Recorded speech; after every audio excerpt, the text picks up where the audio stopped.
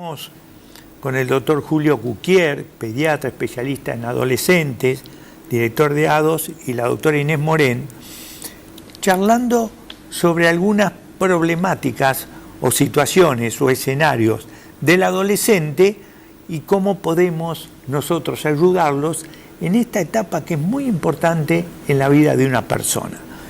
Inés, hay un tema que a mí me impactó mucho, que es un artículo sobre los beneficios del desayuno para combatir la obesidad y la diabetes en jóvenes. Es muy interesante, doctor, porque la obesidad va a ser considerada en el 2020 una epidemia no transmisible de la cantidad de personas obesas, y el adolescente no está exento de eso. Básicamente por la conducta que tiene el adolescente, que suele despertarse muy tarde durante el día, 3 o 4 de la tarde, no come y después come de noche cuando hace muy pocas actividades, con lo cual el consumo calórico nocturno después de las 6 de la tarde se acumula y se transforma en tejido adiposo, o sea, en grasa, y aumenta de peso. Por eso es tan importante, no solo en adolescentes, sino en todos los adultos y en los niños, el desayuno por la mañana, en el horario que hay más una hormona que se llama cortisol, que es la que genera más combustión de lo que comemos, por decirlo así. El desayuno es vital, incluso para el niño que va a la escuela, para el adolescente que va al colegio. Un mimo de su papá o de su mamá puede ser dejar la taza preparada la noche anterior con algunas tostadas o vainillas o alguna cosa que para el adolescente sea sencillo prepararse su desayuno, y puede iniciar su jornada escolar con las reservas calóricas sujetas a algo importante, que es el gasto de la hormona cortisol. Solamente esa pauta hace que la alimentación durante el día sea más ordenada y evita la obesidad. Muy interesante lo que tú dices, y en este artículo y muchos artículos estimulan mucho a que tratemos de acostumbrarnos nosotros y el adolescente a tener un desayuno. Julio. Yo creo que es clave un poco lo que dice ella, porque antes uno suponía cosas, pero ahora con el dosaje de cortisol, de melatonina y todo esto, está demostrado que los momentos de mayor actividad, de mayor uso calórico, son en el curso desde la mañana en adelante, con lo cual la ingesta de un aporte energético que se calcula en un 35% lo que se gasta en las primeras horas, es necesario que los tenga, porque esto si no genera más adelante los depósitos de grasa. Y tiene una base biológica, no es solamente emocional esto, realmente está demostrado, con lo cual, si uno le pregunta por qué no desayunan los adolescentes, que es una pregunta clave, la mayoría dice porque no tiene hambre. Lo segundo es porque están muy apurados y no tienen tiempo porque tienen que ir para la escuela. Otros se olvidan, otros no saben qué desayunar. Entonces uno tiene que armarle esto de alguna manera, porque la creación del hábito del desayuno no se forma de un día para el otro. Y además saber, por ejemplo, que hay el desayuno son las primeras 2 horas, desde que se despierta hasta 2 horas después. Eso se considera desayuno, la ingesta de alimentos. Y de que se comprobó que si uno hace eso, en el curso del día, la ingesta de otros alimentos son mucho más saludables, la ingesta de snacks y cosas hidrocarbonadas con grasas es mucho menor. Se da espontáneamente esto, porque se ha calmado, en el primer momento del día, se ha calmado las necesidades calóricas del adolescente. ¿Cuáles son los elementos fundamentales en un desayuno?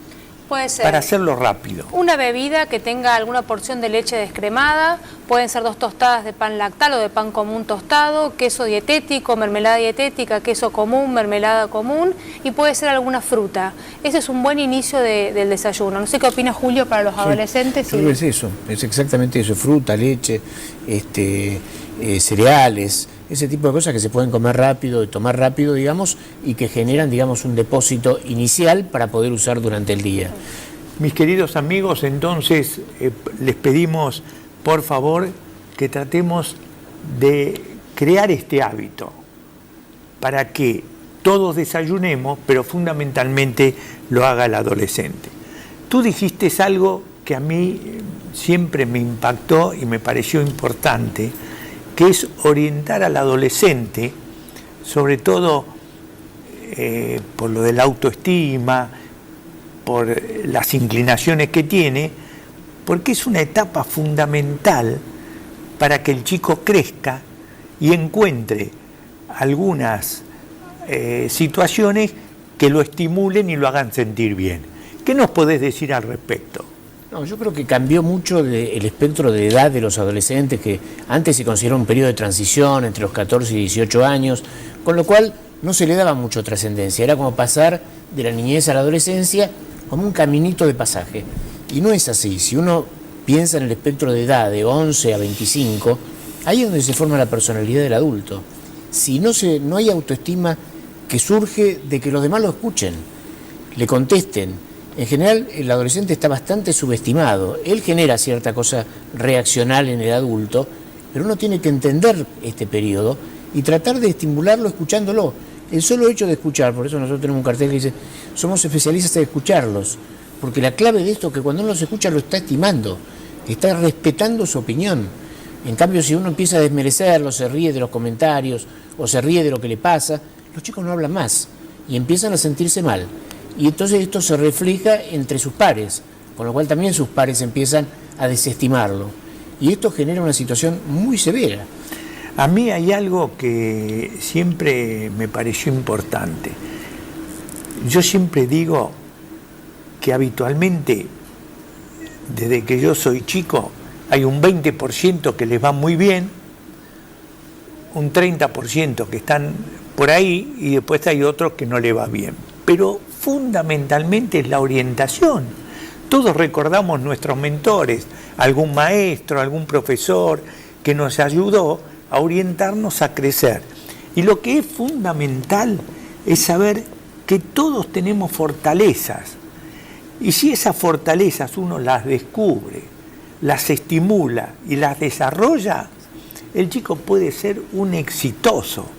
Y si se organiza, aunque algunas veces se frustre porque empezó una carrera o empezó algún estudio que después lo dejó, no es ninguna desastre, no es ninguna situación triste, sino que es una realidad de ir buscando los caminos para encontrar lo que uno le da más satisfacción, desarrolla más sus fortalezas y lo transforma en un chico exitoso.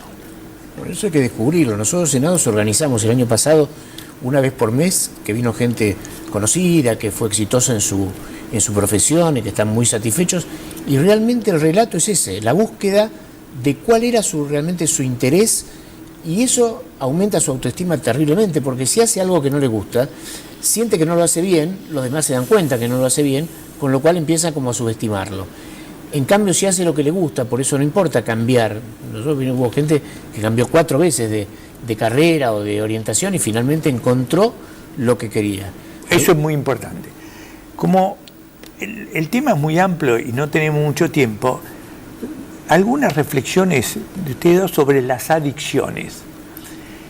Yo lo que estudié es que los chicos que son más seguros toman menos o tienen menos adicciones que los chicos que son inseguros, y en ese sentido hay que trabajarlos. Cuando uno ve un chico inseguro, hay estudios experimentales que se hicieron con monos también, de que vieron que los monos que se sentían más inseguros eran los que tomaban más, los que eran más seguros tomaban menos. ¿Qué nos podés decir al respecto? Yo creo que es absolutamente así. Yo creo que la adicción viene a cubrir una necesidad, una falta, digamos. En cambio, cuando los chicos están respetados, escuchados, cuidados, es mucho menos probable que entre, digamos, y estar muy atento a lo que está pasando, porque acá hay como una especie de que los adolescentes, como crecieron y son independientes, uno los deja solos, y en realidad ellos no quieren quedarse solos. Por ahí protestan cuando uno los acompaña, pero seguramente si los acompaña, los escucha, los respeta, mejora su autoestima, seguramente van a consumir menos. El consumo no es una cuestión externa a las cosas que le pasan en la familia, en la escuela y en todos lados. Entonces, si realmente uno puede... Es la mirada constructiva, que es lo que decía usted, doctor, digamos, el sostener la autoestima de ese joven, el dejarlo solo en el cuarto y golpear la puerta para entrar no quiere decir dejarlo solo en la casa y en la vida, ¿no? Es darle su espacio, su precinto con la contención y el amor de los padres y del mentor. Un maestro puede darle una mirada constructiva y crear de cualquier profesión o oficio alguien exitoso, ¿no? Sí, yo creo que todo esto es muy importante y siempre es muy lindo que el adolescente, con la relación en general con el especialista, siempre encuentre algunos mentores que lo ayuden. Para terminar, yo quería destacar las vacunas del adolescente. La de HPV es fundamental, son 3 dosis, se dan en general en las niñas, pero también ahora se ha empezado en los varones, y realmente es una de las vacunas, junto con la de hepatitis B, que previene un cáncer potencial que uno puede tener.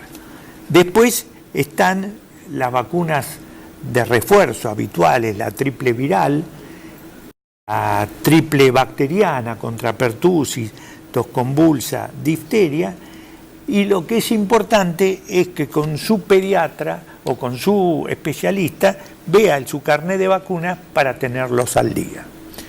Julio, te agradezco un montón que nos hayas acompañado y hayas brindado este espacio de la atención integral del adolescente. Inés, como siempre, tus reflexiones, y les agradecemos a ustedes que nos hayan acompañado, y acuérdense que la atención integral del adolescente es muy importante. Muchas gracias.